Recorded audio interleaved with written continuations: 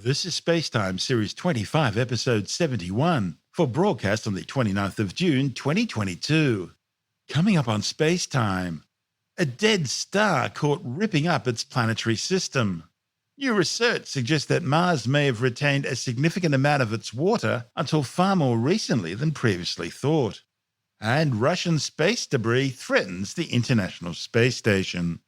All that and more coming up on Spacetime. Welcome to Spacetime with Stuart Gary.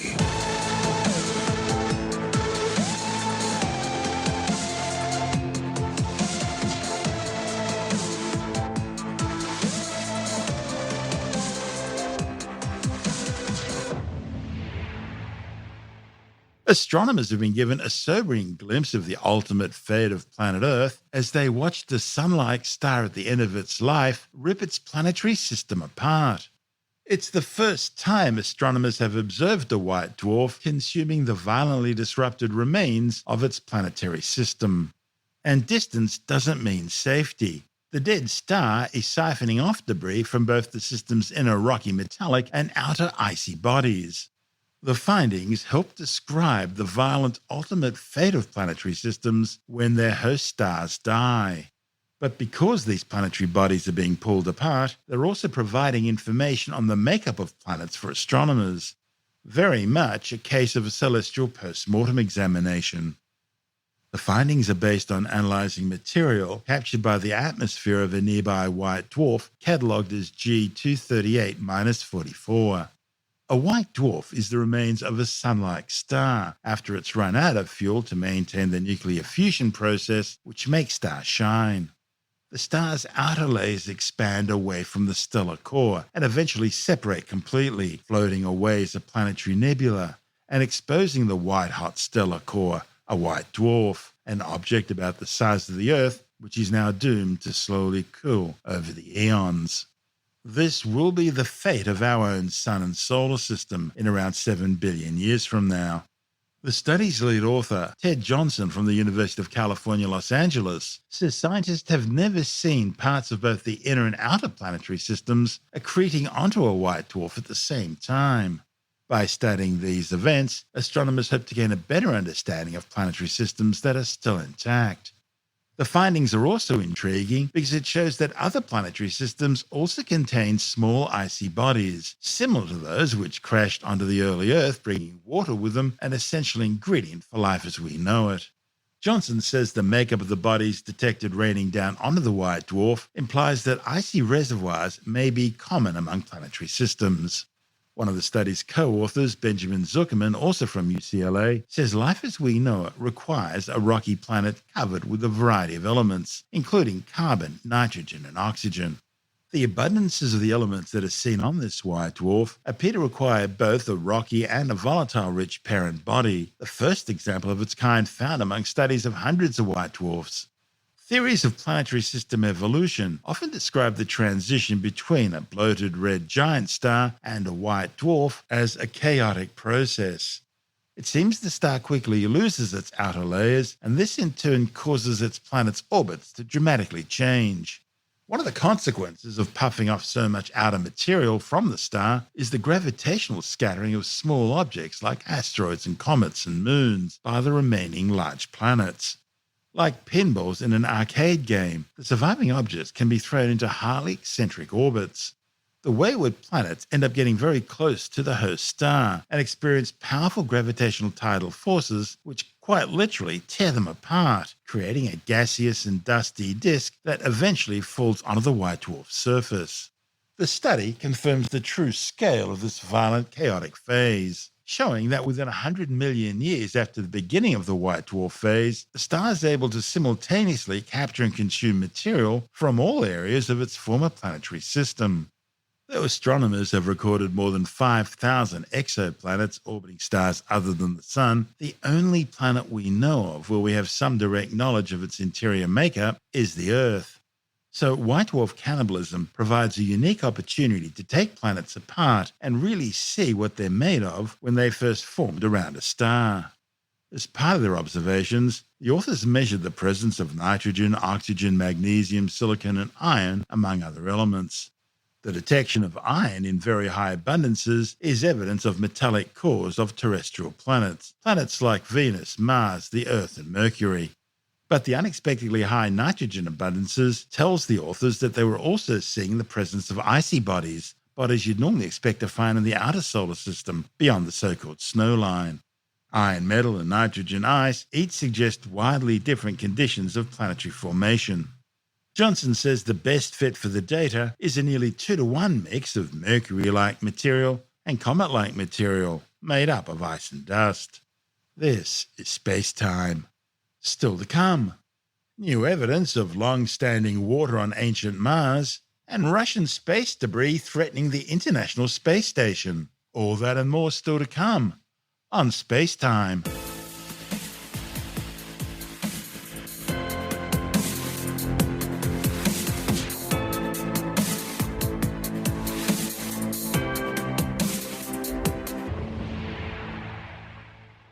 A new study suggests that Mars may have retained a significant amount of its water until far more recently than previously thought. The new findings are based on clay mineral deposits, which indicate the presence of water over a period from roughly 3.8 right through to 2.5 billion years ago, far longer than scientists had previously calculated. It might even have been sufficiently long for life as we know it to have developed on the red planet, if it ever did. The findings, reported in the journal Icarus, are based on data from NASA's Mars Reconnaissance Orbiter spacecraft. The study's lead author, Catherine Weitz from the Planetary Science Institute, says the data suggests a region on Mars may have been repeatedly habitable until relatively late in Martian history. There's plenty of evidence in the form of dried-up riverbeds, river deltas, and seashores to show that Mars was once a warm, wet world. But as the red planet's core solidified, it lost its protective magnetic field. And without a magnetic field to shield it from the sun's solar wind and cosmic rays, the atmosphere was gradually eroded into space, and with it, much of the planet's water. The result is a freeze-dried desert we see as the Martian landscape today. Some of the most extensively preserved landforms on Mars, created by running water on its surface, are found within the Margaret Tiffer Terra region, where vast deposits of clay-bearing sediments have been identified. Weitz says the presence of clays indicates an environment favorable for life. That's because clay forms and remains stable under neutral pH conditions, where water persists long-term and minimizes evaporation to form other minerals like sulfates. Weitz and colleagues found that the land and basin region within Margaret Tiffer Terra records a long history of flowing water, beginning relatively early in Martian history, around 3.8 billion years ago.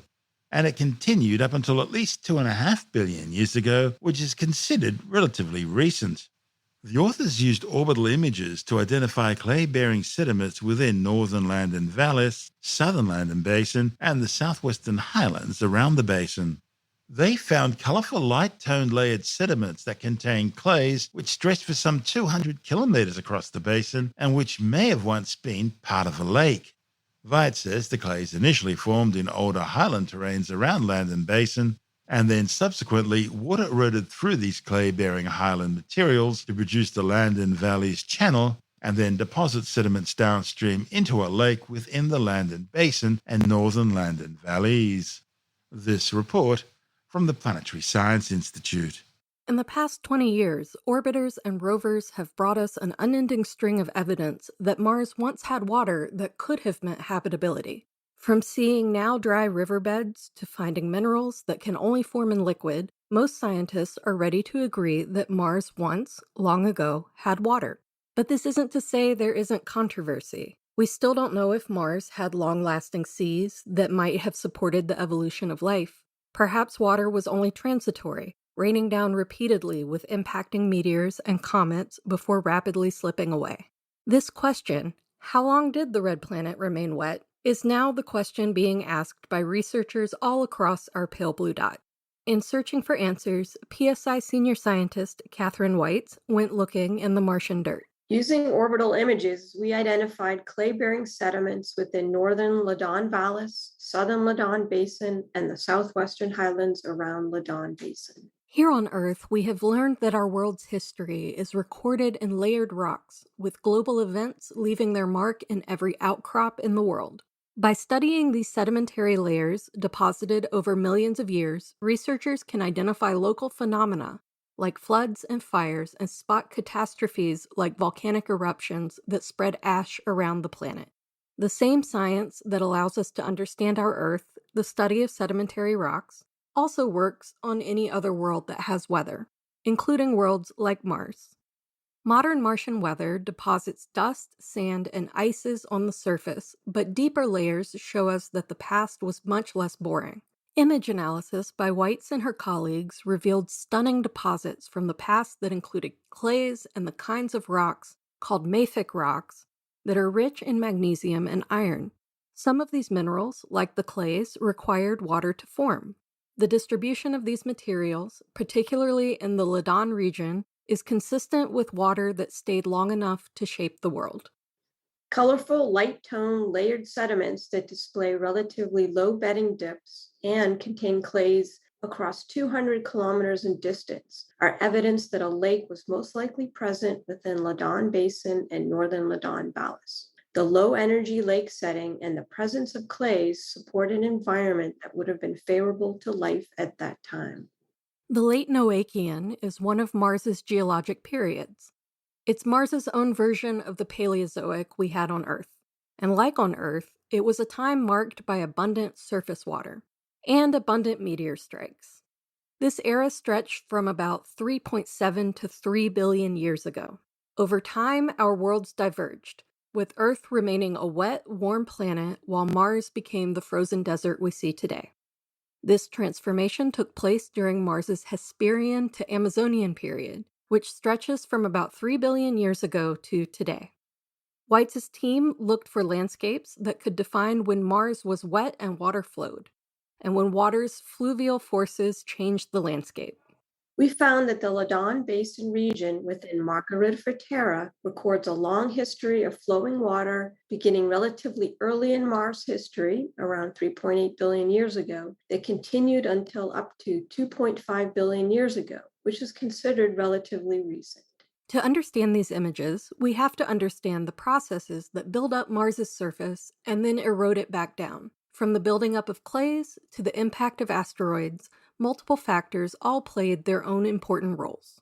The clays initially formed early in Mars history, perhaps when there was water on the surface that could alter volcanic rocks into clays. The Holden and Ladon basins formed by large impacts very early in Mars history, and there could have been hydrothermal activity resulting from these impacts that would have formed some clays in the region. Materials also had to form in the right places to take advantage of the wonderful water, and water, like so many other things, flows downhill. Ladon Basin is a giant crater with highlands and mountains surrounding a lower, flatter floor, and the water flowed down from the highlands towards the floor, producing all the valleys that surrounded the basin. After the clays formed in the highlands, water eroded through the highlands and carried the clay-bearing sediments downstream, where they were deposited into the light-tone layer deposits we now see from orbit. And clays aren't just a cool, complex form of dirt that you can turn into pottery. Clays are also environmental stabilizers and a place where nutrients can be found. Stability, nutrients, water. These are also the things of life. The presence of clays indicates an environment favorable for life because clays form and remain stable under neutral pH conditions where water persists long-term that minimizes evaporation to form other minerals like sulfates. The lake setting and presence of clays within Ladon Basin and northern Ladon Vallis point towards an environment that would have been favorable to life at that time. At this point, we can't actually go fossil hunting on Mars. But that possibility is no longer a sci-fi dream. The work of Weitz and her team helps us understand where the conditions, water, clays, and minerals, once could have supported life. They have told us that these conditions could have even existed for over 1 billion years. Now we just have to wait and see which rover or human gets to go fossil hunting first. This is Space Time. Still to come, Russian space debris threatens the International Space Station. And later in the science report, claims the Omicron variant of COVID-19 is less likely to cause long COVID than the Delta variant. All that and more still to come on Space Time.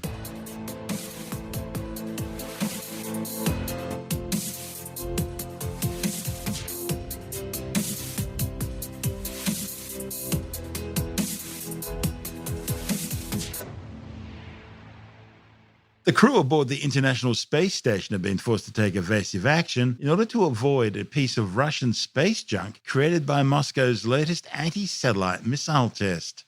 The crew undertook a 4-minute, 34-second engine burn of a docked Soyuz Progress MS-20 cargo ship to maneuver the orbiting outpost out of the way of the wildly tumbling remains of the Russian Cosmos 1408 spy satellite. Cosmos 1408 was a Soviet electronic and signals intelligence gathering Selena-D spy satellite launched in 1982 from the Plesetsk Cosmodrome and designed to monitor and detect the location of NATO radio emitters. It was destroyed by Russia in a deliberate anti-satellite missile test on November the 15th last year, which generated a massive cloud of shrapnel, polluting the orbit and creating a massive space navigation hazard. The Russian anti-satellite missile test created an estimated 15,000 pieces of additional orbital debris.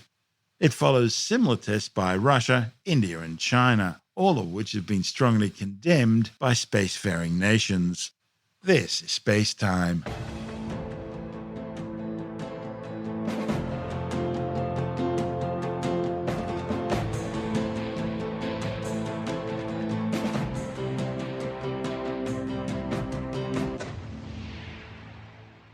And time now to take another brief look at some of the other stories making news in science this week with the Science Report.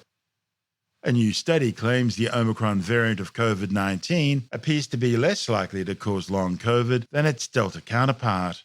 The findings, reported in the Lancet Medical Journal, is based on self-reported data from a symptom tracking app to reveal the risk of Omicron-sparked long COVID. The authors found the odds of long COVID were lower by a quarter to a half with Omicron as opposed to Delta, depending on the age and length of time since vaccination. Just under 5% of Omicron cases went on to develop long COVID, compared to nearly 11% of Delta cases. However, the authors warned that the actual number of people with lasting symptoms depends on the pandemic's shape and pace of change. With the sheer size of Omicron cases, meaning long COVID cases will inevitably rise. Some 6.4 million people have now been killed by the COVID-19 coronavirus since it first appeared in the area surrounding China's Wuhan Institute of Virology back in September 2019. However, the World Health Organization says the true death toll is likely to be over 15 million, with more than 545 million confirmed cases globally. A new study claims multivitamins and dietary supplements may be a waste of money for non-pregnant, otherwise healthy people. The findings, reported in the Journal of the American Medical Association, are based on a systematic review of 84 studies which have concluded that there was insufficient evidence that taking multivitamins, paired supplements or single supplements can help prevent cardiovascular disease and cancer in otherwise healthy non-pregnant adults. The research by scientists from the Northwestern University Freiburg School of Medicine found that whole fruits and vegetables contain a mixture of vitamins, phytochemicals, fiber, and other nutrients that probably act synergistically to deliver health benefits. They say micronutrients in isolation may act differently in the body than when naturally packaged with a host of other dietary components. So there simply isn't enough evidence to say they help prevent cardiovascular disease or cancer. Scientists have found that copper, one of the most widely used metals on the planet today, is produced in large failed volcanic eruptions. The element's often found in porphyry deposits that come from magmas deep in the earth. The new findings, reported in the journal Communications, Earth and Environment, suggest that these deposits are largely produced by mechanisms similar to those causing large volcanic eruptions. Copper comes from hot fluids, mostly composed of water, released by cooling magmas in the mantle. These magmas form magma chambers, usually located between 5 and 15 kilometers below the surface. If the amount and rate of magma injection in the chamber is high, it produces a volcanic eruption. But these fluids can also develop more quietly, producing a porphyry copper deposit at a depth varying between 1 and 6 kilometers. A failed eruption depends on a number of factors, including the speed of the magma injection, how fast it cools, and the rigidity of the crust around the magma chamber. However, this occurs far less frequently, which in part explains the rarity of copper deposits. Like flight simulators for pilots, a new Australian company is now providing virtual reality training systems to help surgeons practice procedures before operations. The technology is being tested at the University of Wollongong and has shown positive results. With the details, we're joined by technology editor Alex Zaharov-Reutt from ITWire.com. Say that they eliminate medical error by helping doctors, nurses, and students practice and perfect life-saving procedures. So this is where virtual reality used to just be a dream, something we saw in science fiction movies, but now it's real. And the technology has been found to reduce medical error by an astounding 40%, and it's helped student clinicians to improve the performance by 32% and adherence to safety and hygiene by 39%. And this was part of a recent research program conducted in partnership with the University of Wollongong. And they've got partnerships with various hospitals in Sydney, but clearly there's no reason why this technology couldn't be used around the world. The platform delivers procedural training to doctors, nurses, and medical students. And obviously the mission is to eliminate as much medical error as possible. So, this is basically future-proofing education and training, because you can always load more things into the VR headsets. Of course, the VR headsets will improve over time, and there'll be, in the future, haptic feedback and the ability to do what appear to be live, absolutely realistic surgeries through this sort of technology. But the technology is clearly advanced enough to be able to more or less do that now. So this was a commercial pilot that was supported by the University of Wollongong's research, and they had clinical teams in the Graduate School of Medicine.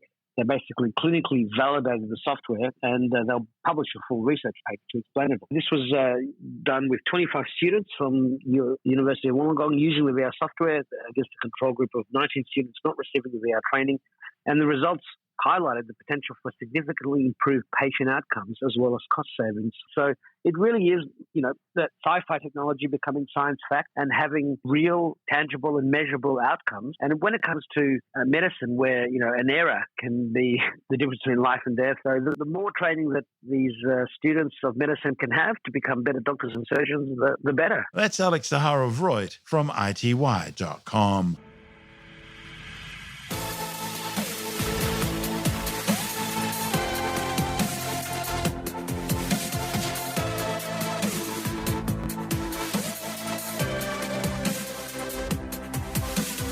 And that's the show for now.